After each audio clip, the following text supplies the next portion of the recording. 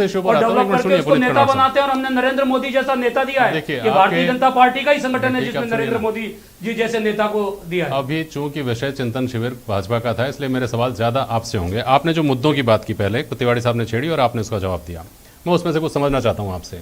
बेरोजगारी, महंगाई, सड़क, शिक्षा, रोजगार, बिजली, पानी, यही मुद्दे हमेशा होते हैं। आपने इस बार जो सबसे प्रमुखता से मुद्दा उठाया है वो कानून और व्यवस्था का। बात चल रही है 2023 का चुनाव जीतने की। इस देश में कानून और व्यवस्था के मुद्दे पर अगर चुनाव जीते गए हैं तो सिर्फ बिहार में जीते गए हैं, जितना मैं जानता हूं।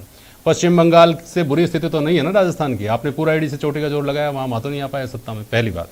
दूसरी बात, रोजगार की जो बात आप राजस्थान की उठाते हैं और जिन आंकड़ों से आप उठाते हैं उसमें ओवरऑल देश की क्या स्थिति हुई है पिछले 4-5 साल में, 7 साल में, वो भी आपने देखा होगा। भाजपा शासित राज्यों की क्या स्थिति है वो भी आपने देखा होगा।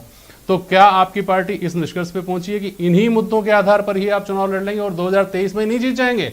आपने वहां यह भी बयान दिया कि 2028 में कैसे वापस आना है ये भी हमको सोचना है, उस पर भी हम विचार कर रहे हैं।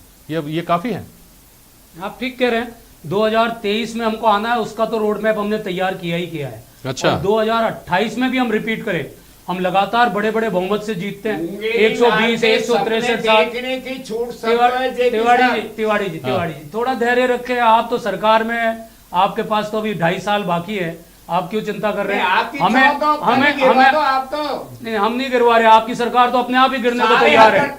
आप जिस दिन मंत्रिमंडल का विस्तार कर लेंगे उसी दिन आपकी उल्टी गिनती शुरू होने वाली है। उसी दिन आपकी उल्टी गिनती शुरू होने वाली है। आप चिंता के अंदर पंचायत चुनाव में जेपी साहब दोनों जगह प्रधान हमारे बने, दोनों जगह प्रधान हमारे बने, जिला प्रमुख हमारा है। तिवारी जी देखिए, इस मामले में दामन तिवाड़ी साहब थोड़ा धैर्य आपका भी उलझा नहीं है दामन। पंचायत में बहुमत नहीं ला पाए। अरे भाई, आपने भी इस बात के लिए बड़े ढोल बजाकर कहा तिवारी साहब कि 50 जगह तो हम जीते लेकिन 75 जगह हम बनाएंगे प्रधान, तो वो कैसे बने? परिषद में, नगर पालिका में, पंचायत में, विधानसभा में जीते और फिर कह रहा हूँ पुनीत कर्नावट, आने वाले अक्टूबर के महीने में जो विधानसभा के 2 उपचुनाव में जहां मेवाड़ की धरती पे आपने चिंतन शिविर किया, उसी धरती पे कांग्रेस के लोकप्रिय मुख्यमंत्री तिवारी जी किसी न किसी ज्योतिषी से आप ट्यूशन ले रहे हैं। चलिए अवधेश दिया शिविर था ये।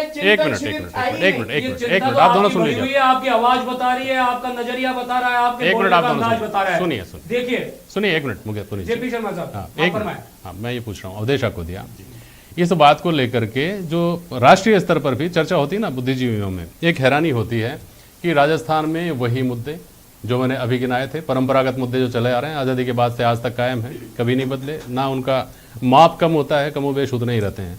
उसके बाद भी 5 साल बाद, हर 5 साल बाद सरकार बदल जाती है। अपने आप में ये हैरान करने वाली बात है। इस ट्रेंड को कैसे देखते हैं? बिल्कुल देखिए, क्योंकि राजस्थान में पिछले जो 5-6 चुनाव रहे हैं उनमें मुद्दे कमोवेश वही रहते हैं। और आप देखिए, जो पार्टी विपक्ष में होती है वो अलग स्वर में बोलती है, उन्हीं मुद्दों पर अलग स्वर में बोलती है। सरकार में आने के बाद जो सरकार की आवाज होती है वही आवाज उसकी वापस वहीं के वहीं आ जाती है। देखिए, पूरा ट्रेंड बना हुआ है कि हर 5 साल में यहाँ पर सरकार बदल जाती है। उसके 2-3 कारण मुझे लगते हैं। एक तो हमारे यहाँ जब चुनाव होते हैं उसके 6 महीने बाद ही लोकसभा के चुनाव आ जाते हैं। बिल्कुल। तो बीच में तो 6 महीने में तो समय मिलता नहीं है।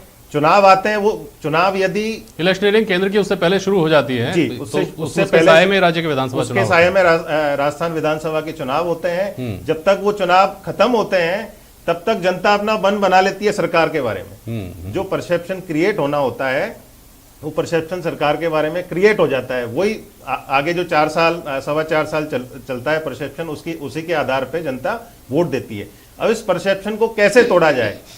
ना तो भारतीय जनता पार्टी की तरफ से ना ही कांग्रेस की तरफ से इस तरह का कोई नया राजनीतिक प्रयोग नहीं किया गया जिससे ये ट्रेंड जो पिछले 5-6 चुनाव से चल रहा है ये टूट जाए।